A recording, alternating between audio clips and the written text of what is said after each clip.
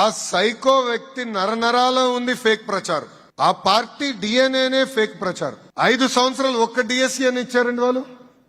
ఒక్క teacher post అని భర్తీ చేశారా? అసలు డిఎస్సి అంటే తెలుగుదేశం పార్టీ, తెలుగుదేశం పార్టీ అంటేనే డిఎస్సి. ఇప్పటికీ 2 లక్షల మంది ఉపాధ్యాయుల్ని డిఎస్సి ద్వారా నియమించిన ఏకైక పార్టీ తెలుగుదేశం పార్టీ.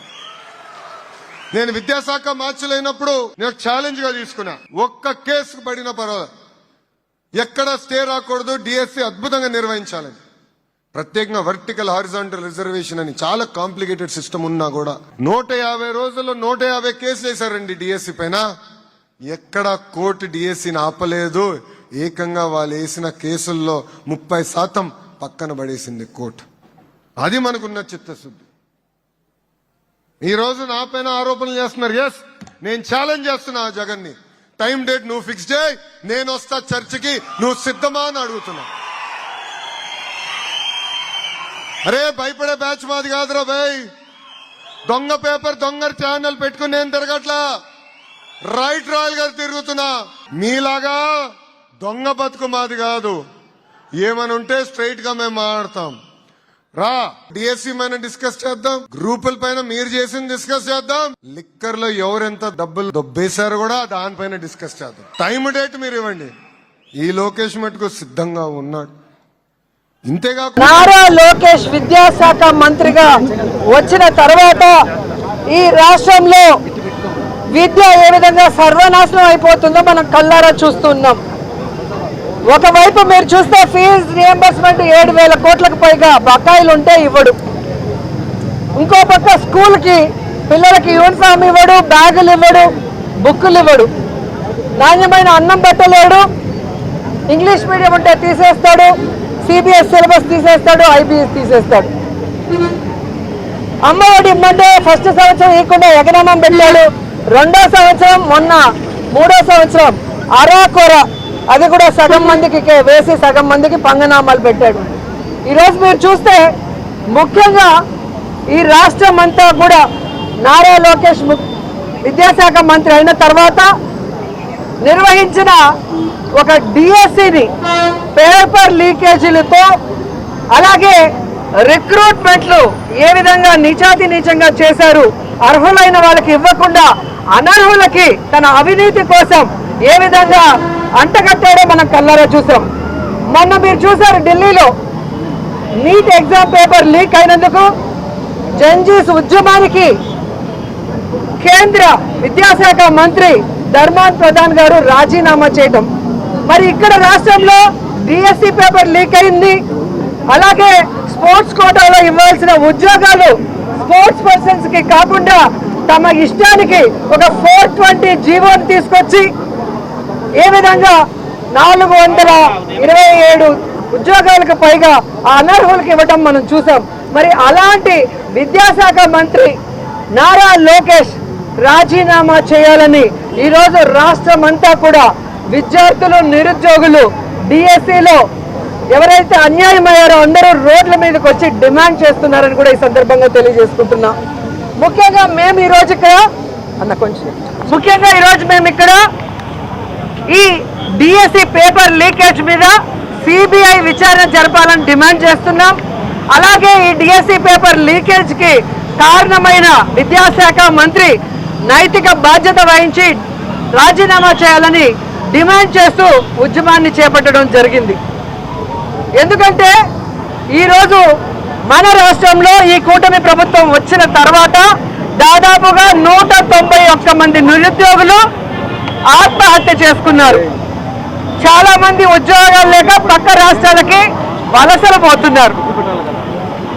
మిమ్మల్ని నమ్మి మీరు అధికారంలోకి వస్తే నిరుద్యోగ భృతి 3,000 ఇస్తాం, లేదా ప్రతి ఇంటికి ఉద్యోగం ఇస్తామని 1,500,000 పైగా నిరుద్యోగుల్ని ఈరోజు మోసం చేశారు. ఈరోజు ఆ నిరుద్యోగులంతా కూడా ఉద్యోగం రాక, నిరుద్యోగ భృతి రాక పక్క రాష్ట్రాలకు వెళ్లే వాళ్ళు పక్క రాష్ట్రాలకు వెళ్లి కూలీలుగా మారుతున్నారు. వెళ్ళలేని వాళ్ళు ఆత్మహత్యలు చేసుకుంటున్న పరిస్థితి.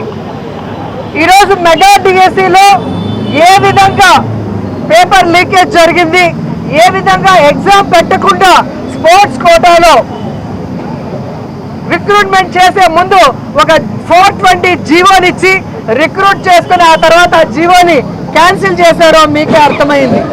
మరి జగన్మోహన్ రెడ్డి అడిగిన ప్రశ్నలకి 2 నెలలు అవుతున్న ప్రెస్ మీట్ పెట్టి సమాధానం చెప్పే దమ్ము ధైర్యం లేని లోకేష్ ఈరోజు రాష్ట్ర వ్యాప్తంగా ఉద్యమం చేస్తున్నారని తెలుసుకొని నిన్న ఎక్కడో జగన్ దమ్ముంటే రా నువ్వో నేనో తేల్చుకుందాం అంటున్నాడు. జగనన్న దమ్ము ధైర్యం గురించి సోనియా గాంధీని అడుగు, మీ నాన్న చంద్రబాబు నాయుడుని అడిగితే తెలుస్తుంది నారా లోకేష్ అని కూడా ఈ సందర్భంగా తెలియజేస్తున్నా. నీకు జగనన్న అవసరం లేదు. ఈరోజు రాష్ట్ర వ్యాప్తంగా ఏ జిల్లాకు వెళ్ళినా మా నాయకులు కనిపిస్తారు. టైం నువ్వు చెప్పు, ప్లేస్ నువ్వు చెప్పు, ఏ ప్రాంతానికి వస్తావో ఆ ప్రాంత నాయకులు రెడీగా ఉన్నారు. అంబటి రాంబాబు గారిని పంపించమంటారా, కురసాల కన్నబాబు గారిని పంపించమంటారా, పేర్ని నాని గారిని పంపించమంటారా, బొత్స సత్యనారాయణని పంపించమంటారా, లేదా మహిళా నాయకురాలను పంపించమంటారా? ఈ మెగా డిఎస్సి అంటూ దగా డిఎస్సి లో జరిగిన అవకతవకల గురించి మాట్లాడటానికని అడుగుతున్నాను. ఎందుకంటే ఈరోజు మీరు గనక ఈ మెగా డిఎస్సిలో అవకతవకలు చేయకపోతే, మీకు సిగ్గు శరం ఉంటే సిబిఐ విచారణ చేయించండి అని కూడా డిమాండ్ చేస్తున్నాం. అలాగే తెలుగుదేశం పార్టీ నాయకులు ఈ డిఎస్సి పోస్టులు అమ్ముకోలేదు అనుకుంటే సిబిఐ విచారణ చేయించండి అని కూడా డిమాండ్ చేస్తున్నాం. అలాగే స్పోర్ట్స్ కోటాలో స్పోర్ట్స్ పర్సన్స్కి ఇవ్వకుండా దొంగదారిన 420 జీవోతో ఇచ్చింది నిజం కాకపోతే సిబిఐ విచారణ చేయించమని డిమాండ్ చేస్తున్నామని కూడా ఈ సందర్భంగా తెలియజేసుకుంటున్నాం. చంద్రబాబు నాయుడు, పవన్ కళ్యాణ్, లోకేష్ మహిళల జీవితాలతో చెలగాటమాడారు, వాళ్ళ మాన ప్రాణాలతో చెలగాటమాడారు. ఈరోజు విద్యార్థుల జీవితాలతో చెలగాటమాడుతున్నారు. ముఖ్యంగా బీసీ, ఎస్సీ, ఎస్టీ, మైనారిటీ విద్యార్థులు, మహిళా విద్యార్థుల్ని ఈరోజు ఏ విధంగా మీరు దగా చేశారో ఈ రాష్ట్రం మొత్తం కూడా చూస్తోంది. ఈరోజు మీరు చేసిన ఈ దగానికి ఫుల్ స్టాప్ పెట్టే విధంగా అనర్హులైన వీళ్ళ పోస్టులు క్యాన్సిల్ చేసి అర్హులైన వాళ్ళకి ఇచ్చేంత వరకు వైఎస్ఆర్ కాంగ్రెస్ పార్టీ విశ్రమించదని కూడా ఈ సందర్భంగా హెచ్చరిస్తున్నాం. అలాగే కేంద్ర విద్యాశాఖ మంత్రి ఎలాగైతే రిజైన్ చేసి ప్రభుత్వాలు, రాజకీయ నాయకులు జవాబుదారీతనంగా ఉండాలని ఎలా నిరూపించుకున్నారో ఈ రాష్ట్రంలో కూడా చంద్రబాబు నాయుడు గారు మీ కొడుకైన లోకేష్ తో రాజీనామా చేయిస్తేనే విద్యార్థి లోకం మిమ్మల్ని గౌరవిస్తుంది, నమ్ముతుందని కూడా ఈ సందర్భంగా తెలియజేసుకుంటున్నాను. అలాగే ఫీజు రీయింబర్స్మెంట్ ని వెంటనే అమలు చేసి 7,000 కోట్ల బకాయిలు తీర్చాలని కూడా డిమాండ్ చేస్తున్నాం. అలాగే మీరు చూస్తే 3,000 నిరుద్యోగ భృతి, ఒకటి ఉద్యోగం ఇవ్వండి లేదా నిరుద్యోగ భృతి ఇవ్వాలి. ఇప్పటికే 25 నెలలు అవుతున్నా ₹1 ఇవ్వకుండా నిరుద్యోగుల జీవితాలతో చెడగాట పడుతున్న మీకు నిరుద్యోగులే సమాధి కట్టే రోజు ఈ కూటమి ప్రభుత్వానికి వస్తుందని కూడా హెచ్చరిస్తున్నాను. అండ్ ఈ రోజు మీరు రాష్ట్ర వ్యాప్తంగా చూశారు ఏ విధంగా విద్యార్థులు తమకు జరిగిన అన్యాయానికి రోడ్డు మీదకి వచ్చి నిరసన తెలియజేస్తున్నారు. ఆ అన్యాయం జరిగిన వాళ్ళని పిలిపించుకోండి, వాళ్ళతో మాట్లాడండి, వాళ్ళకి న్యాయం చేసే దిశగా అడుగులు వేయండి అని కూడా హెచ్చరిస్తూ ఈరోజు రాష్ట్రం అంతా కూడా ఈ మెగా డిఎస్సిలో అన్యాయం అయిపోయిన మరి అభ్యర్థులకి అండగా నిలిచిన యువతకి, విద్యార్థులకి, వైఎస్ఆర్సీపీ కుటుంబ సభ్యులందరికీ కూడా పేరు పేరున కృతజ్ఞతలు తెలియజేసుకుంటూ మీకోసం వైఎస్ఆర్ కాంగ్రెస్ పార్టీ జగన్మోహన్ రెడ్డి గారు ఎప్పుడూ అండగా ఉంటారు. ఆయన వెనక అడుగులు వేయడానికి సైనికులైన మేమందరం కూడా ఎప్పుడూ అండగా ఉంటూ మీకు న్యాయం జరిగేంత వరకు పోరాడతామని కూడా ఈ సందర్భంగా తెలియజేసుకుంటున్నాం.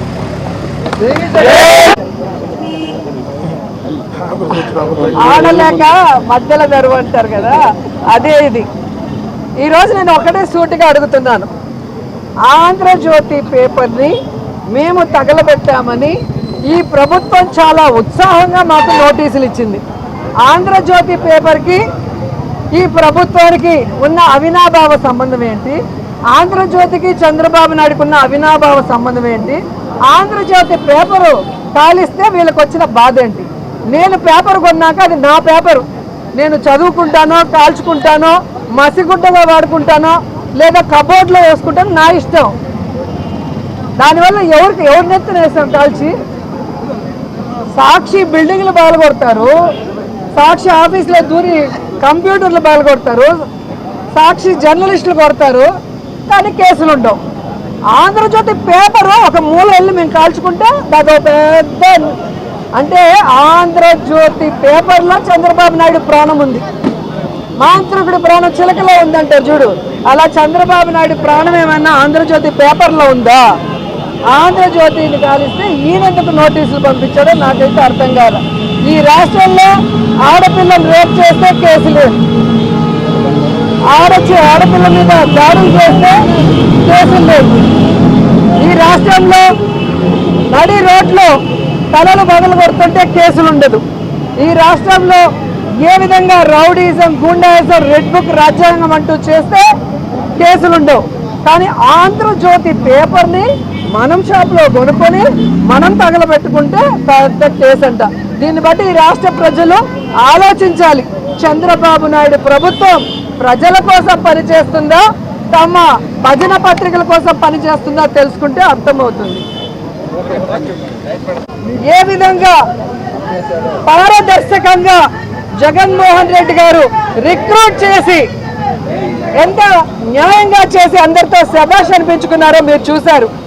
ఈరోజు లోకేష్ 16,000 ఉద్యోగాలకు పెట్టిన డిఎస్సి కూడా సక్రమంగా పెట్టలేక ఈరోజు పేపర్ లీకేజ్ చేయడమే కాకుండా 420 జీవో నంబర్ 47 తీసుకొచ్చి ఈరోజు ప్యాకాట్ ఆడేవాళ్ళు స్పోర్ట్స్ కోటా కింద ఉద్యోగాలు ఇచ్చారంటే ఎంత సిగ్గుచోటో ఒకసారి చూసుకోండి.